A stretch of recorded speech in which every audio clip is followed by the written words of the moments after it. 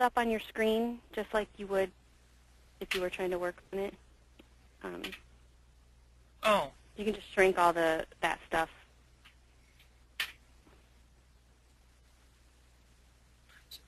So it's on here somewhere online? Oh, you and me don't launch it? I thought you had it on your screen. I can do it. I have it still. Super. Just a second. Then I'll have to share my screen instead of yours. 1 second. We should have talked about that first.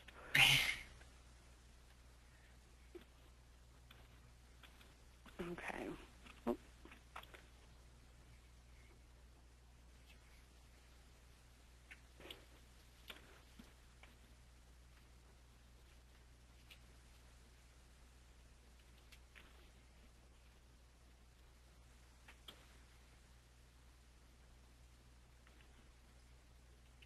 All right. There you go. Great. Thank you. All right. Well, let's see. It is the afternoon, so good afternoon, everybody.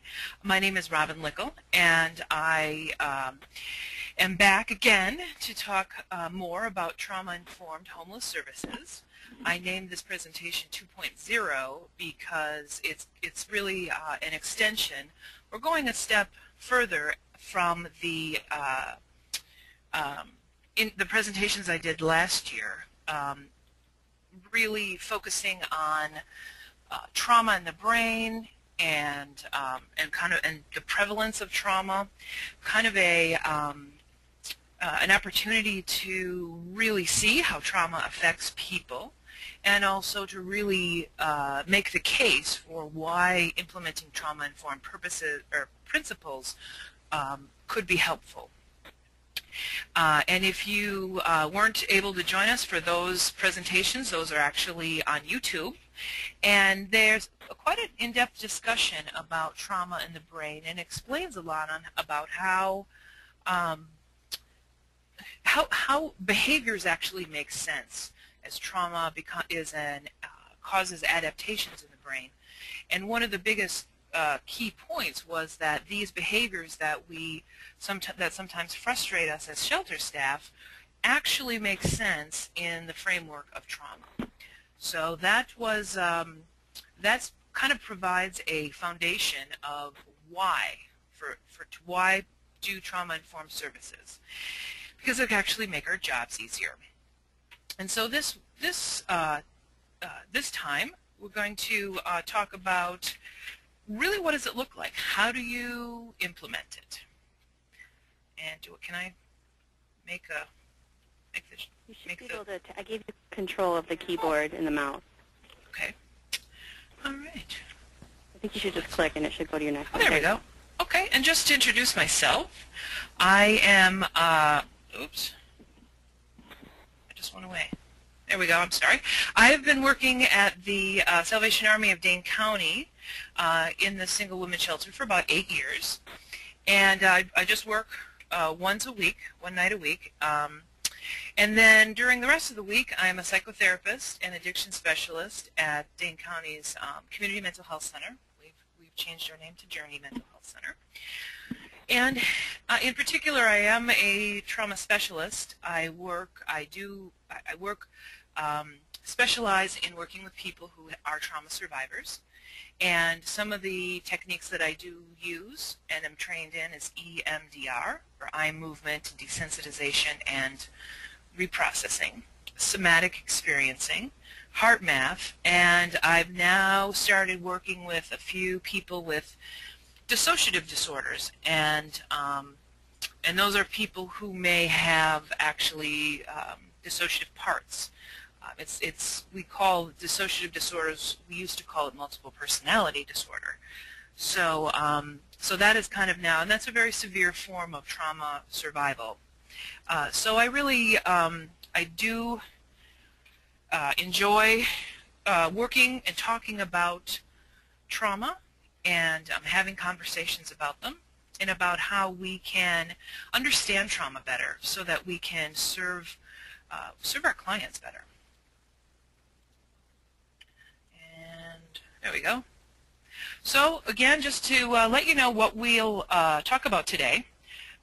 just kind of a recap of last year. You really, what does it mean to be trauma-informed, and why? Why should we, if we understand trauma-informed service to really be a paradigm shift that goes, at multiple levels, from the way shelter staff can carry themselves, to the way policies and procedures are written, to the way the agency views the people it serves, or the way it takes a look at its environment to make sure that, in fact, it facilitates safety and welcoming and comfort. So it really is at multiple levels, and so it is really a shift, and really creating motivation and buy-in sometimes takes some doing. So I also want to just make the case for why we should consider shifting into this new paradigm. And then, what does it look like? What is the real practical side of this? What would be a trauma-informed staff person? What would a trauma-informed space look like? And then, just as a shelter staff person, for me, one of the most difficult parts of the job is when clients are in distress or when there's conflict, because certainly emotions are high, it's difficult to deal with, behaviors can be difficult, and it's really, the key is how we respond to it that will affect whether we probably all had nonviolent communication, and the big point there was that really how we respond to that will affect whether the situation escalates and gets worse or settles and gets better. So I'm going to offer actually some more specific examples of ways to respond when clients are in distress that might be helpful. And then I also, at the end, will have some resources so that if you're interested in learning more about it, there's actually quite a bit of specific toolkits and technical assistance available for homeless service providers for trauma-informed services. So it's really available out there to help you if you decide to want to know more about it and begin to make the shift. So just again to recap, what exactly, we're talking about trauma-informed, and it's kind of been a term, it's been around in Wisconsin now since about 2009, started in the behavioral health field and moved into corrections and child welfare, domestic violence, and it's about delivering service. It's a whole new framework that's based on the understanding of the effects of trauma on people we serve, really understanding the multiple ways it affects their functioning and their well-being, and really in the way it affects their behavior, and how we understand and perceive the people we serve in the context of trauma, and how can that be helpful both for the client and actually for us. And to see the goal of our service is returning a sense of autonomy and control to that person. And finally, here is a consensus-based definition that I found from the Homelessness Resource Center. And this really kind of encapsulates all of the vocabulary that kind of comes along with this, being a strength-based framework, grounded in understanding of, and therefore a responsiveness to the impact of trauma. And the other key piece here is safety, emphasizing physical, psychological, and emotional safety, but also understanding it's for both providers and the people that we serve. And all of this together can create opportunities for trauma survivors, who are our clients, to rebuild a sense of control and empowerment. So this really encapsulates what trauma-informed means. And why? So okay, so I get the picture. We want to understand trauma, but isn't trauma something that just, it just only happens rarely? It's really just something that, not everybody's a trauma survivor. Well, actually, when we take a look at the people we serve, the vast majority actually are trauma survivors. And in fact, homelessness itself is traumatic. And so we really do in fact, we should use universal precautions and the assumption that everybody we serve is actually a trauma survivor. And also understanding the power that our own relationship with the people we serve. And I'm not just talking about caseworkers and people who have a lot of direct service. I'm talking about shelter staff. Sometimes we just sort of regard ourselves as the rule enforcers, or going to get bed linens and those kinds of things. But in fact, we are more than that. And the way that we interact with clients, and not just when they're in distress, can re-traumatize or facilitate healing. So to first just appreciate the power and the impact of the way you interact with clients has that impact. It can be helpful or it can be harmful. And then beyond the staff interaction, there's also the physical space and the environment.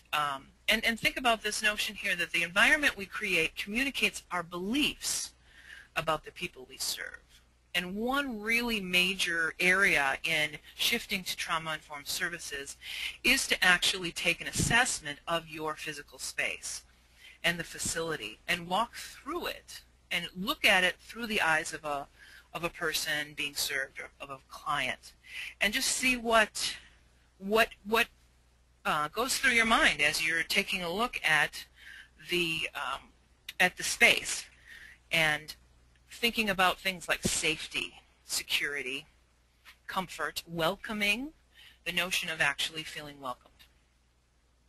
And then it's also important to understand, too, that actually trauma-informed care or trauma-informed service principles really are also about understanding the impact that working with trauma survivors has on us as a staff, and to really appreciate that and recognize the need for self-care, that we need to take care of ourselves as well.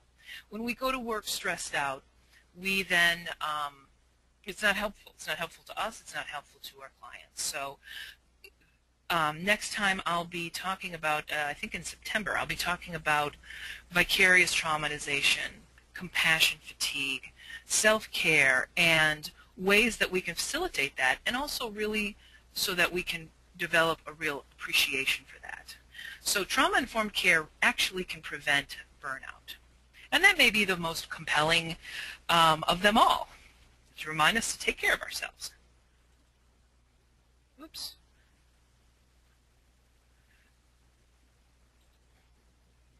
Okay, so there are one of the main components of trauma-informed service is trauma awareness, and really understanding what is trauma, how does it affect a person, what does trauma look like, what is a trauma survivor, what does trauma survivor behavior look like.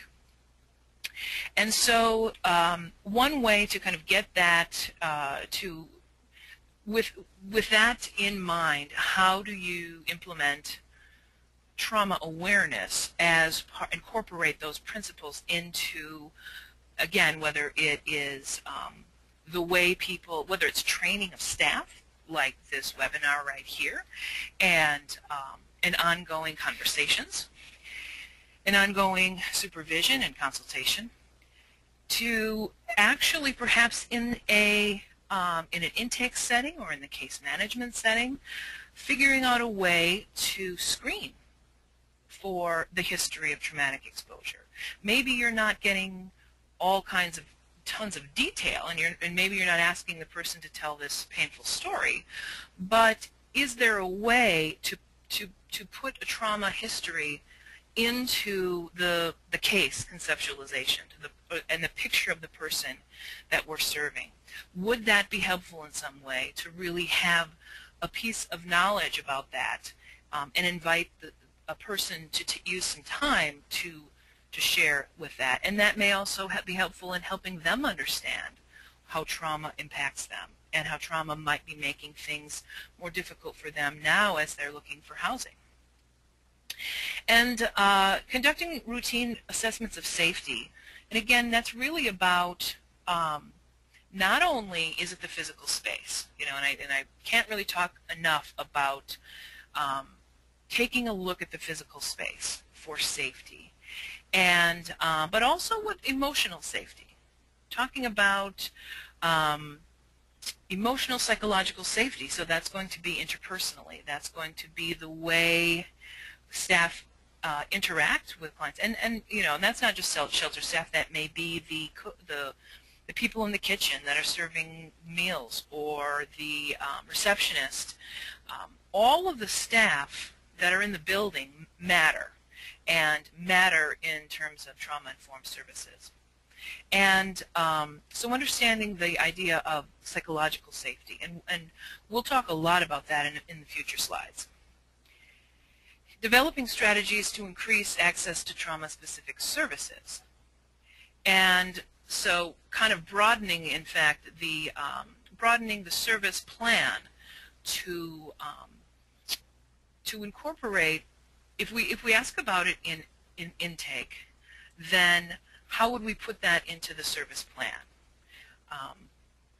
And you know, what are the resources out there, and what are the services? And that may be a little bit of a tricky step, because there's not a lot of trauma-specific services, not a lot of very good, well-trained trauma therapy or service.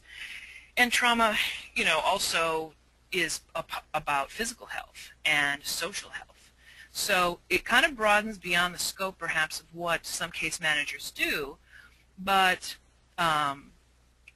being able to bring that into the whole holistic picture of the person can also be helpful. Because if you can help alleviate some of these trauma symptoms, this person is going to be able to function better. And this is really not just a one-time deal as far as, okay, this is trauma-informed service, now go and do it. It's really about offering ongoing consultation, ongoing conversation about it, and especially the opportunity for, like, shelter staff and case management staff to talk about how to, you know, when they run into a situation that's tricky to deal with, to have the opportunity to first get support from their peers and supervisors, but also then problem solve what would be an empowering, welcoming, comfortable response be, and allow the team to help develop those sort of a toolbox of responses. Okay, this blurb here I just pulled into it to again just drive home the point that homelessness itself is traumatic, and people are really struggling. It's a difficult state to be in, and if we can understand that more exquisitely and really let that impact our way that we provide services, how we be with them, basically, is really important, and it might be more important than we really realized. Oops, how do I keep doing that? Okay, so along with understanding trauma, understanding what trauma looks like, there's the notion of safety. Safety, the whole safety and danger. You know, becoming homeless has elements of danger in it, and most folks, and we're seeing it in the literature, that have traumatic histories before even becoming homeless, histories of child abuse and domestic violence and neglect and things like that. And this really is all about safety. They have not had a lot of safety in their lives, and their behavior is organized around trying to keep themselves safe the best way that they can. And so, and when you feel unsafe, sometimes there's conflict can arise, you know, as in a hair trigger. Because what's going on is that clients are hypervigilant. Clients are on edge. And you may have noticed, if you're shelter staff, that something that seemed pretty day-to-day thing that might just mildly irritate somebody makes somebody else go way out of control, and it's really, really upsetting. And so their own fire alarms for danger, over perceives a threat to their safety, and so they're going to respond accordingly. Far more, they're perceiving disproportionately, so they will respond disproportionately. And so that's why oftentimes we have conflict and distress erupting in the shelter. And so again, goal of building physical and emotional safety, again, for both of our clients and us as staff. That safety, and that means then that if you take a look at the space that you work in, do you feel safe in the space that you work in? And that's, appreciating that question as well. And considering safety as and physical safety as a priority. Taking a look at, how much privacy do people have? How much, is personal information out in the open? Like sign-in sheets or, things like that. And can you notice triggers out there in the space that could re-traumatize? And yeah, so here's a couple of examples of triggers, of things that remind people of danger.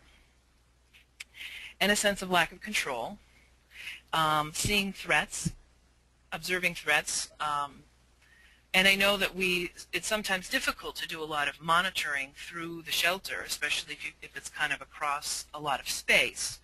And sometimes we need to be in the office because people need their bed linens and their deodorant and all those kinds of things. So I know that that is a tricky one to really get a big handle on.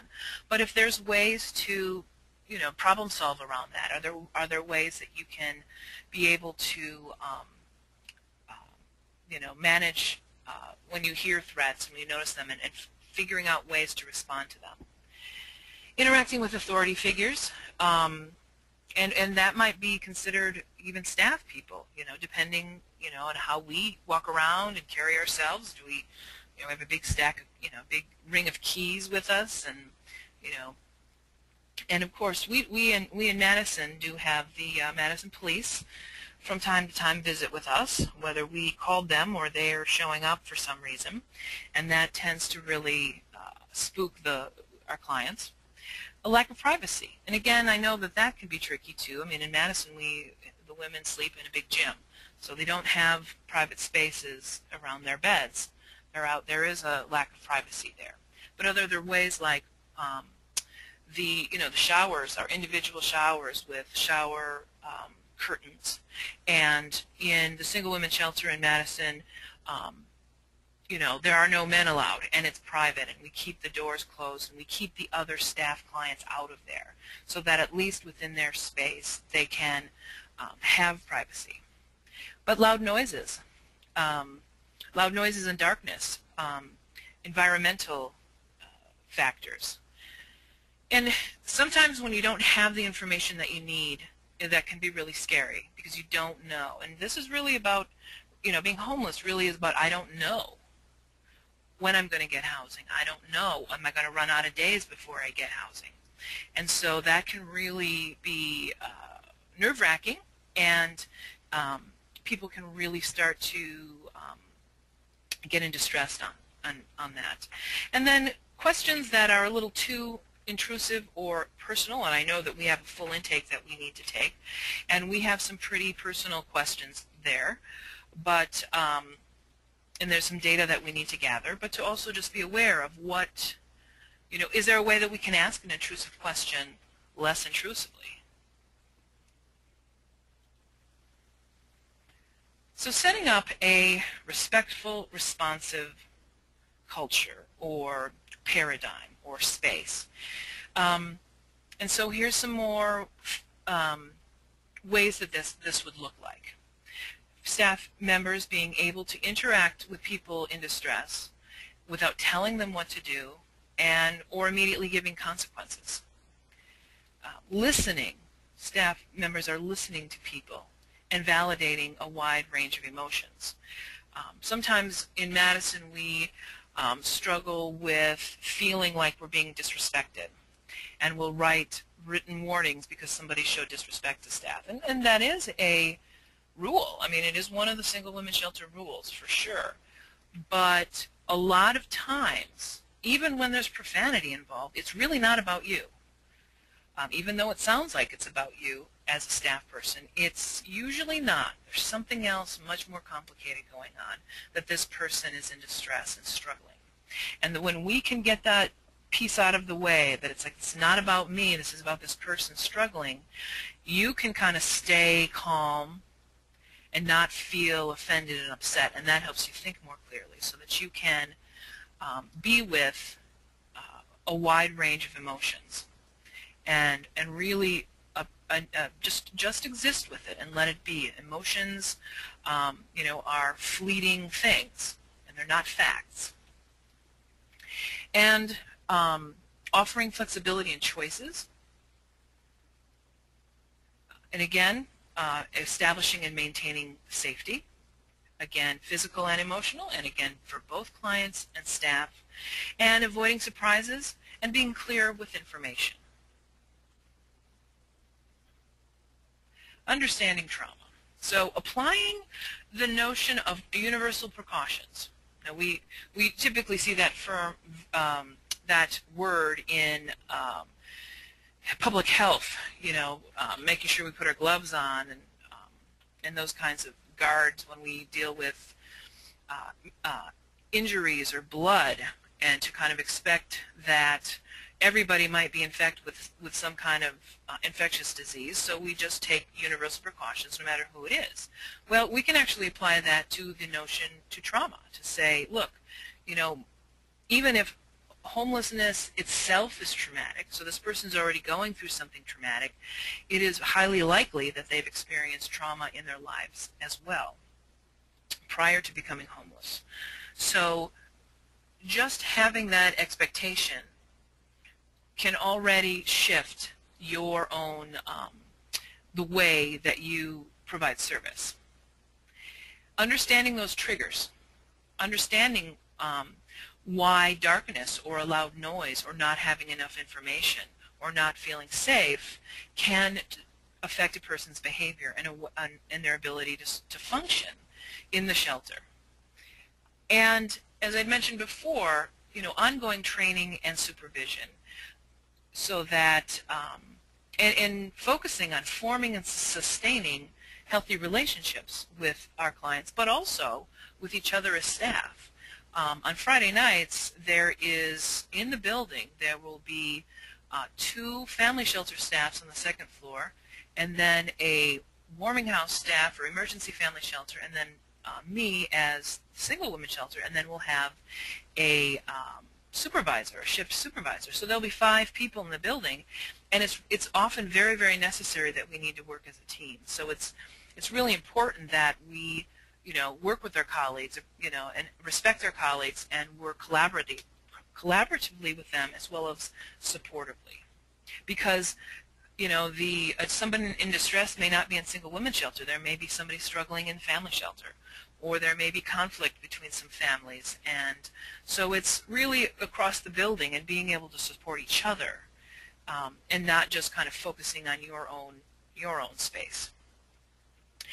And also noticing in the family shelters, noticing how trauma affects parenting. I struggle when we go to dinner in Madison because it's a very loud process, and there's a lot of, it's not so much the kids, it's a lot of parents shouting at their kids.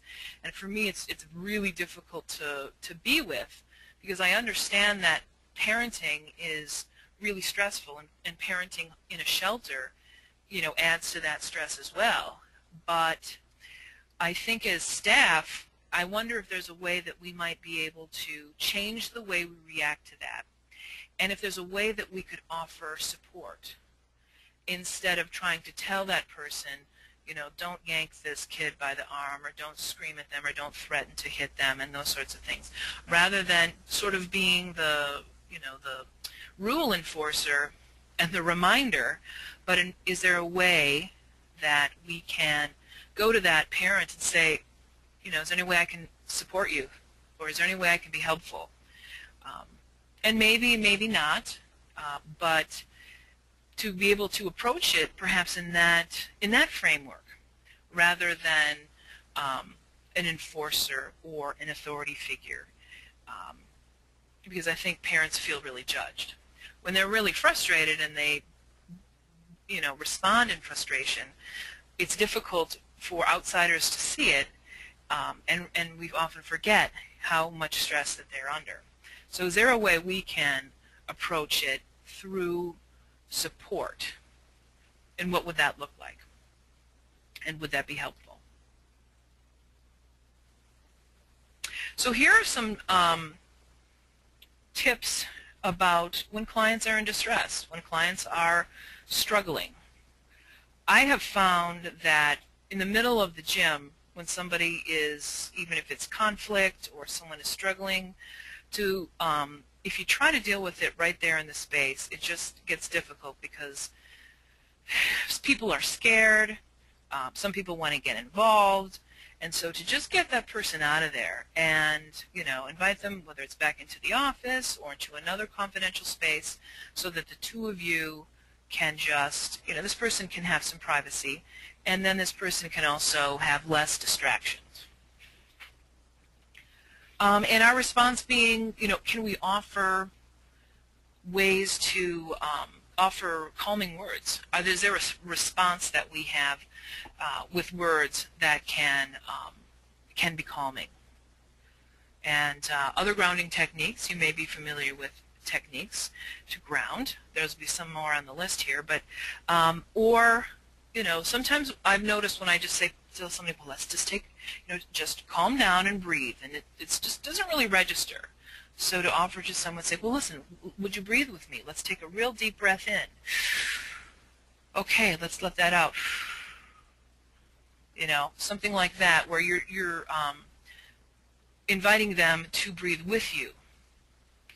Also, things like stress balls or Play-Doh or something that people can. What's going on there is that you can transfer the distress out of the head and sort of in through to the body, and the person can kind of become more present. There's lots of really good and really cheap balls and toys that have texture, whether it's like spiky balls or something. Sometimes people like texture or something cold or smooth or something soft to touch or to hug. Describe things that you were doing to help keep that person safe. Is there a way to redirect their energy? And again, your role may also include simply keeping the person company.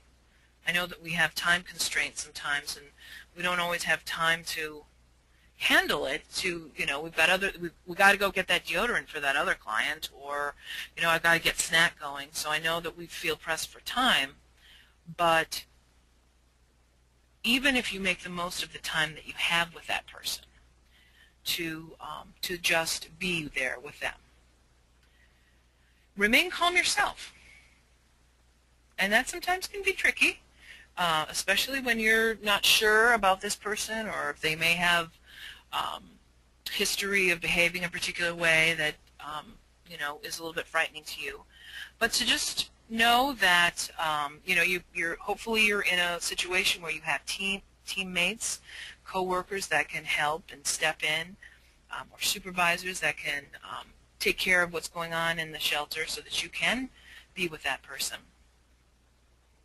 And I wonder if actually having a little something, like a little container that has some things in it that you can offer a client when they're feeling, or maybe once they know about it, they may say, listen, can I have that one squeeze ball? I just want to be with that for a second. I just need to squeeze that. And you can call it a self-soothing kit or stress management kit or whatever, or a space. Is there a room that can be painted a nice pastel color and maybe have some soothing sounds in there, maybe some aromatherapy, and just it doesn't have to be big and expensive, some comfy chairs, some blankets, some pillows, so people can actually have a space to help themselves soothe themselves and be calm. Oops. Power is also important in the work that we do. The notion of nothing about us without us, which is a phrase, which is a slogan from the mental health advocates and the survivor movement. The notion of really involving them in not just their own personal plans, but actually organizational planning. Is there a advocacy? Is there an advocacy committee? Is there a advisory committee? Are there ways? And maybe you're not. Maybe it's right. Maybe it's not all clients that are current clients, but being able to former clients who are doing well, who are interested in being a part of that, but just having people that are visible, giving clients valued roles. Can they lead an initiative? Can they facilitate a group or a workshop? Can they provide advocacy services? You may be aware of, in the mental health and substance abuse treatment fields, the notion of a peer specialist has really become really an exciting thing.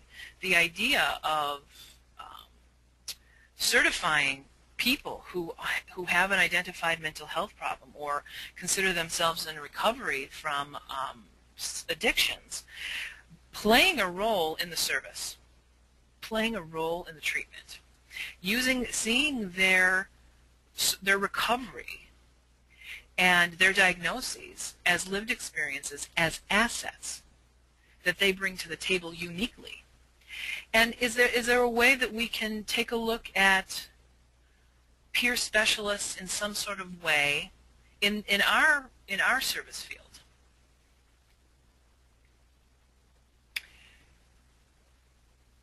And the balance between providing education and also recognizing that clients are the experts in their own lives. And sometimes power is a visual thing. Power is a sensory thing. So, like I say, is jingling keys and the way staff are, carry themselves. I can tell you, I've told this story before. I share this. I've shared this before, but I want to just share with you. For me, on Friday nights, it's the end of the week. I've had a long week. I've seen a lot of clients, and it's the beginning of my weekend. But I'm going to do 6 more hours at the shelter before I get to start my weekend. And and I remind myself that whatever has happened this week has nothing to do with these clients at 6:30 in the evening that are waiting at the door to come into the office and sign in. They didn't cause my, fatigue this week. So I'm not going to take it out on them. So what I do before I open the door at 6:30, I just kind of put everything aside and say, okay, I'm here now, I'm in the shelter, I'm in the office, and I'm going to be present for these ladies. So, because I know that when I open the door, they're going to be checking. They're going to check, is Robin in a good mood? Is she in a bad mood? Is she scowling? Is she smiling? And that's going to be a part of how they figure out how the night's going to go. So if I open the door and say, ladies, it's Friday, we got through another week, and there's almost a palatable, okay, it's going to be, Robin's in a good mood, we're going to be okay. Because there's nothing more tense than when they know that the staff is not in good mood. So being sensitive about the power differential between you and the client, and sort of the ability for you to impact that. Like I say, the adjustment that I make before I open the door to just be present, that they're checking. They're going to watch. They're going to look and say, okay, I'm going to open the door and everyone's going to see, am I smiling or am I scowling?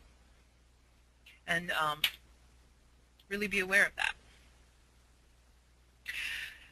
So this next few slides talk about difficult behaviors. And, these are the most difficult things about our work. There are these very behaviors. And I want to put them each in a trauma, kind of drop the trauma lens on them and see how each one of these is actually a trauma reaction. And so when someone is struggling to kind of get stuff done, they're given a set of tasks to do for the week before they have their next case management meeting, and they're not really working real hard. And that's really frustrating because there's, this is a time-limited experience, so, chop chop. But the problem is that, depression and an interest, diminished interest, and they may not, that may be stronger than a immediate need to do those kinds of tasks. Some people don't know how to do it and need some actual additional support and instruction or skill building. And some folks really have depression that have where the energy is actually not there, or anxiety. Complains that the setting is not comfortable or not safe, appears tired and poorly rested, or is up at night. And here, a lot of trauma survivors have very poor sleep because they can have night terrors or nightmares, which is actually re-experiencing in their sleep. And a lot of times, people who've had traumatic experiences at night are afraid to go to sleep. And especially in a shared space like that can be, that can feel really unsafe. So sometimes those folks that we're kind of annoyed with because they're not sleeping when we need them to be sleeping so that we can get the laundry done, there may be something behind that. Let's see.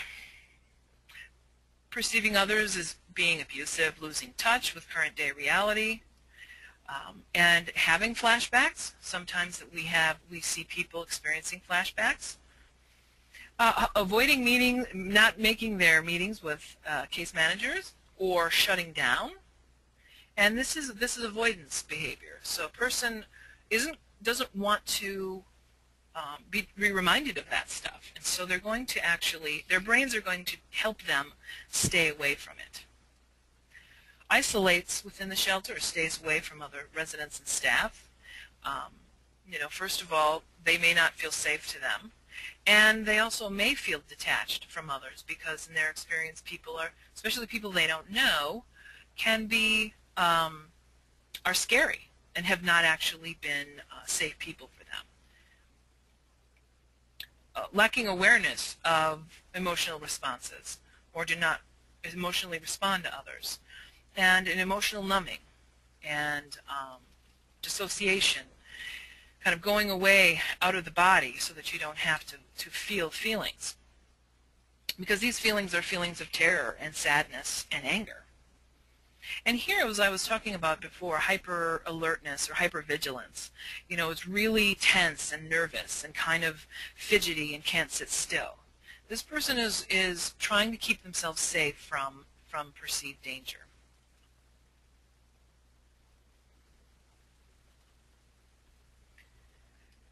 People, who have interpersonal conflicts within the shelter, appearing agitated.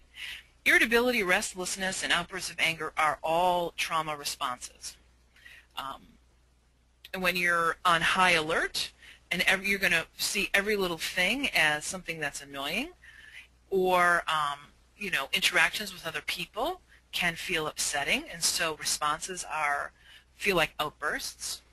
But anger and rage is absolutely part of trauma because there is anger about what happened to them. And some people never were able to express their anger. It wasn't actually safe to say, hey, I'm being harmed. And so it's just still sitting there, festering and boiling at the surface. Having difficulty, becomes agitated within the shelter, triggered by rules.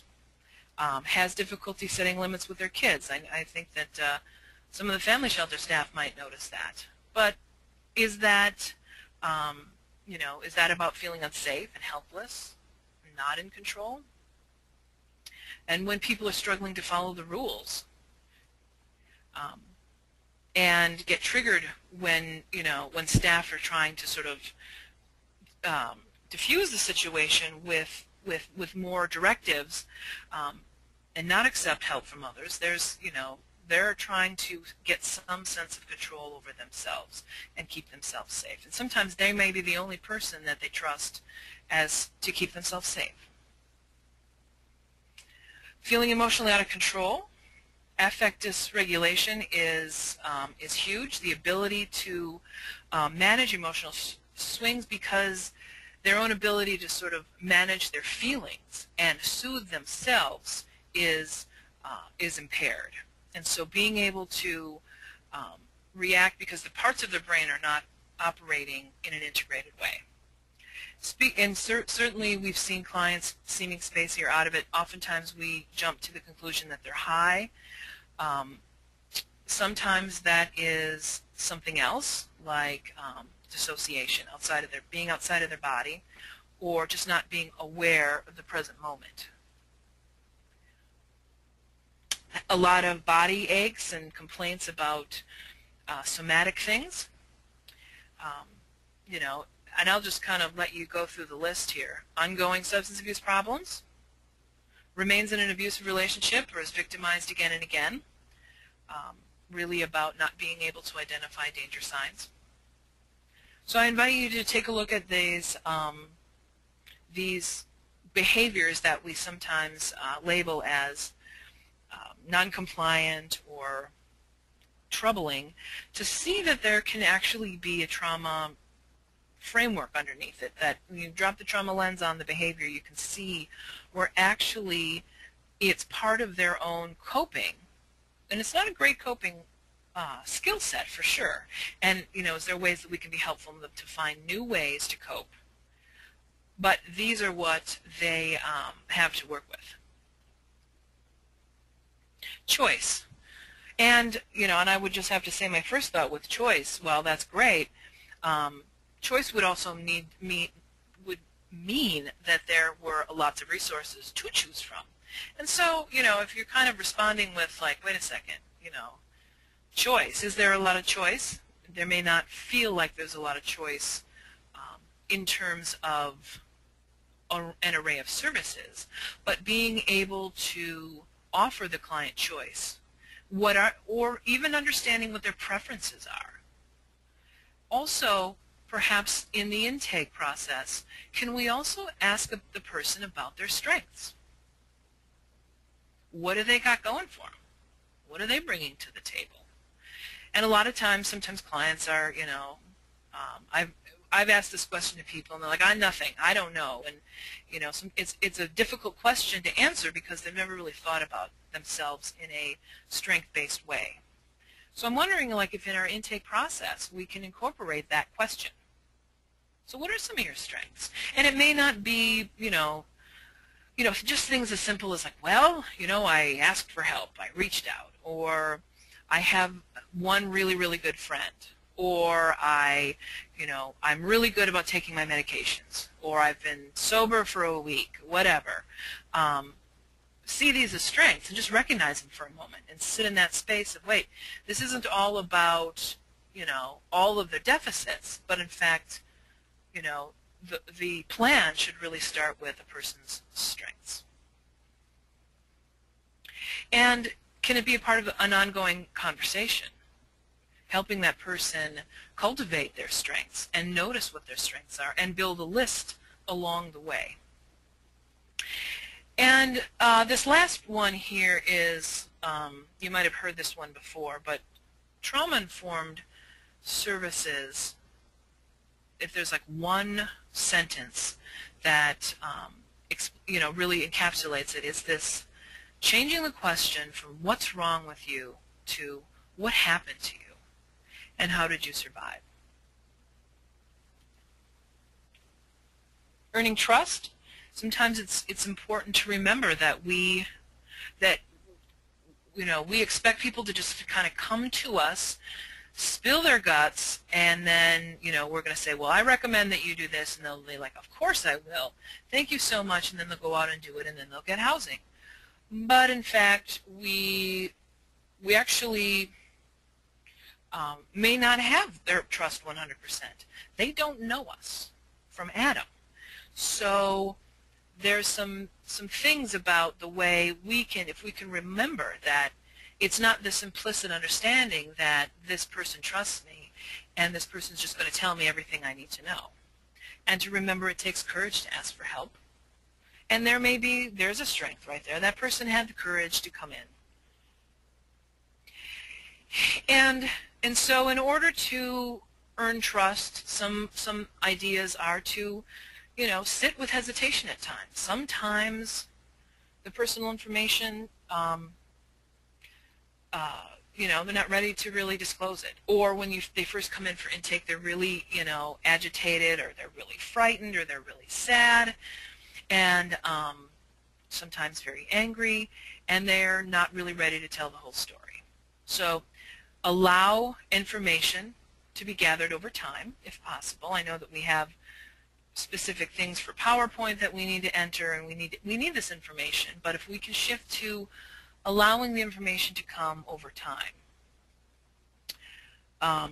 Give space for the client's response to having arrived for service.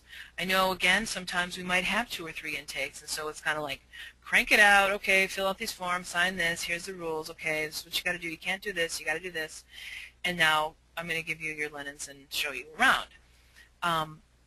If there's ways that you can just sit and listen and allow that person to arrive, basically. If there's a way you can sort of balance time management with being able to give space to clients.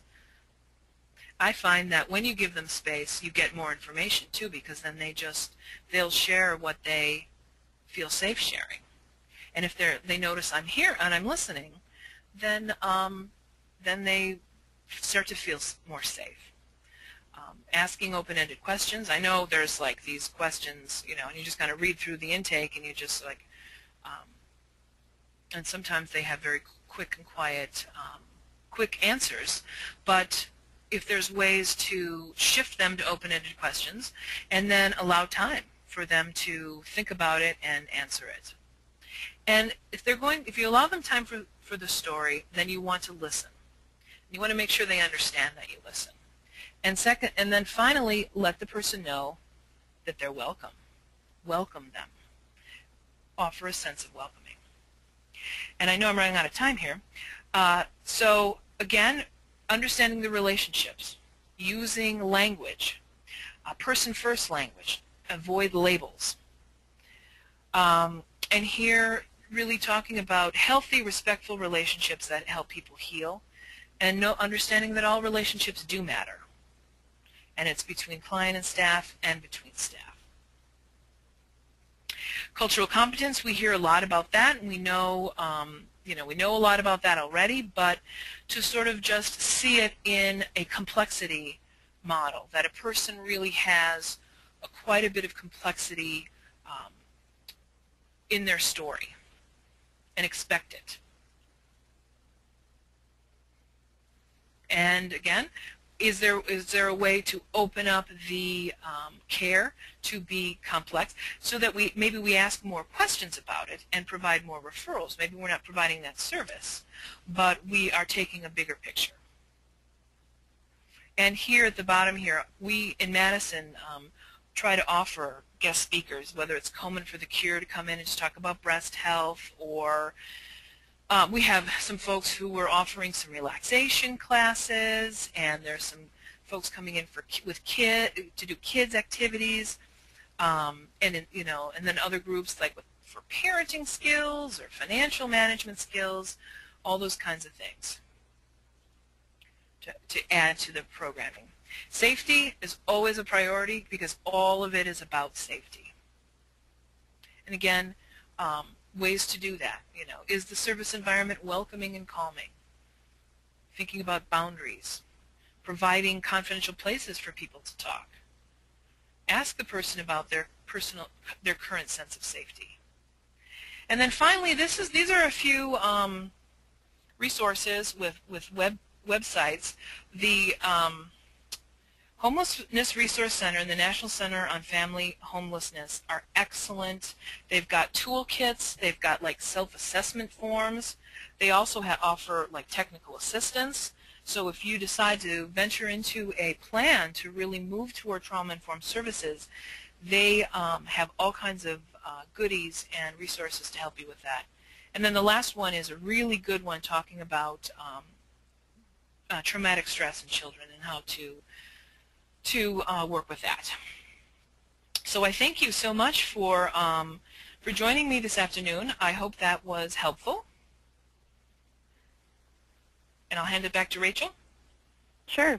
Does anyone have any questions they'd like to ask Robin before we wrap up? You can raise your hand, or if you're not connected to the audio, you'll have to, like through a microphone or through your phone, you'll have to type it into the chat box. But if you raise your hand, I can unmute you, and you can ask it if you have a microphone.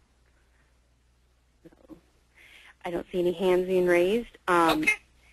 So we'll go ahead and wrap up. I will be sending the copy of Robin's slides and the recording that we made of this to everyone who attended. So if you want to share that with other staff or review it again yourself, you'll have that as a resource. So you can look for that in the next couple days. So thank you, everyone, for your attendance, and we'll be back in August for our next webinar. All right.